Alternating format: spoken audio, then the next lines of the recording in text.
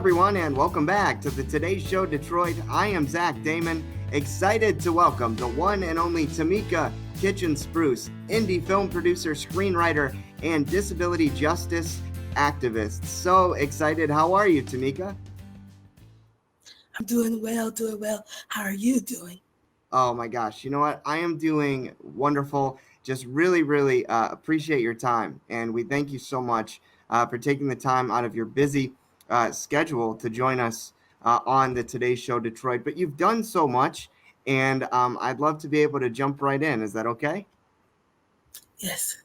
All right, wonderful. So, first, you've been advocating and raising awareness for over 15 years for accessible and affordable housing.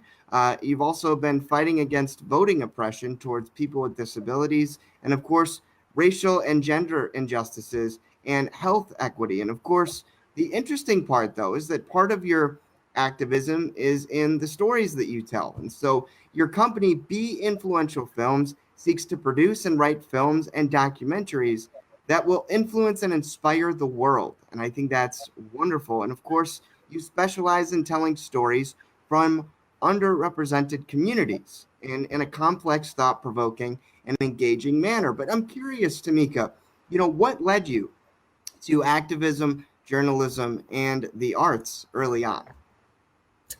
Um, I would say that's something that the arts I always wanted to get into.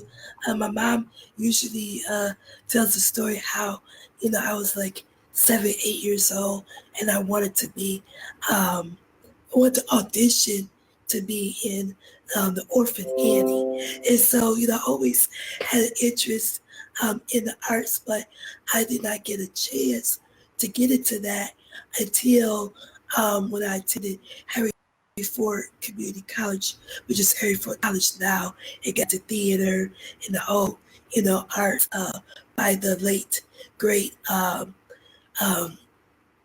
Desplinsky, Jared Desplinsky. And so, that just really opened up the doors. And then all my life, I really had to advocate for myself.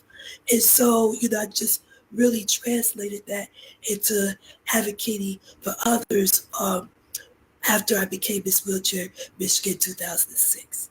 Well, you touched on a great point. I was going to say the same thing. I mean, you're a former Miss Wheelchair Michigan. I mean, what a proud accomplishment. And then, of course, you touched on, being a performer, doing auditioning, getting involved with that in college. I mean, did doing all that, going through theater and auditioning, did that give you a sense of confidence?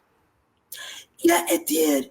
I'm definitely with Jerry, allowed me to, to be on the stage because when I was in high school, I really wasn't given that chance, like I think I should have. So, so when Jerry allowed me, that really just opened up the door. And from there, I wrote a one act play called 24 Hours to Live.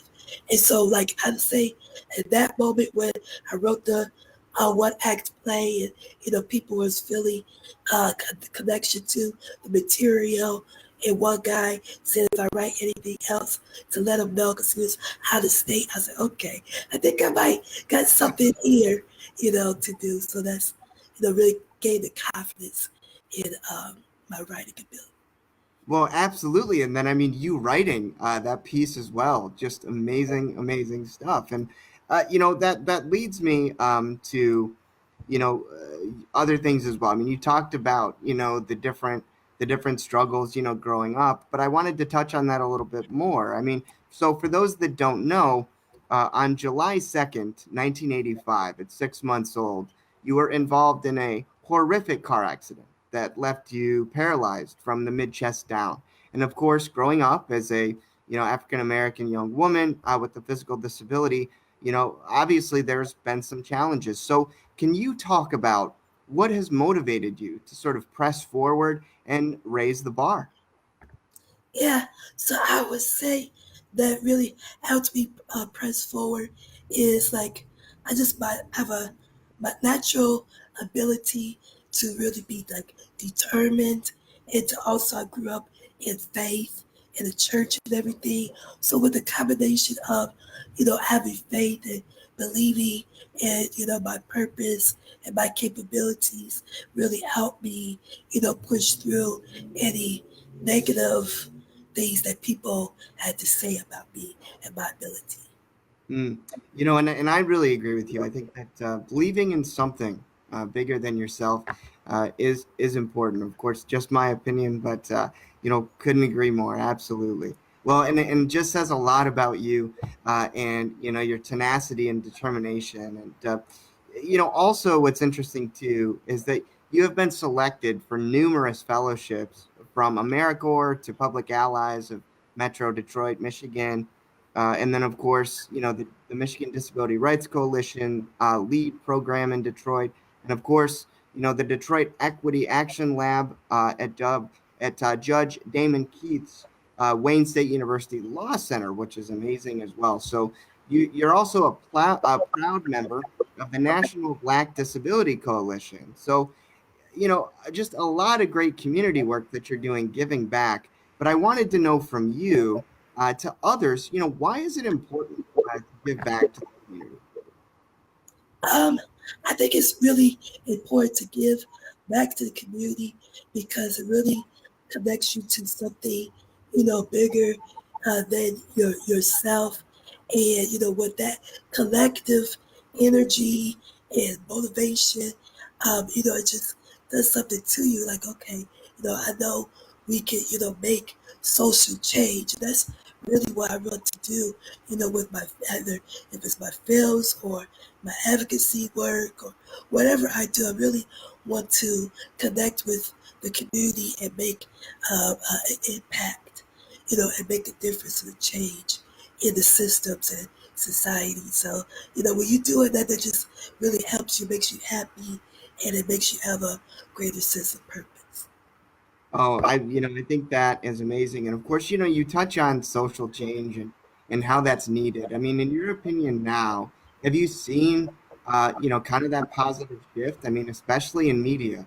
There's a lot of good topical things going on right now with disability. And I think, that is amazing. I mean, what's your opinion on that? Have you seen that shift?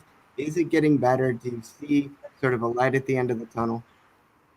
Yeah, I do see it's much better than it was, like 10 years ago, 15, 20 years ago, like when I really want to get into film, like as a younger child, there really wasn't any opportunities at all, But now I see that there's more opportunities. You see more children in wheelchairs and Down syndrome in print ads for like Target and other places, and more stories like with Coda and Special and other things. So yeah, there's definitely a push thanks to all the advocates, some that I know, behind the scenes in the film industry who's, trying to push that bar forward, in Hollywood. So I definitely see a change, but I do see room in improvement, especially when it comes to, that's what I hope I can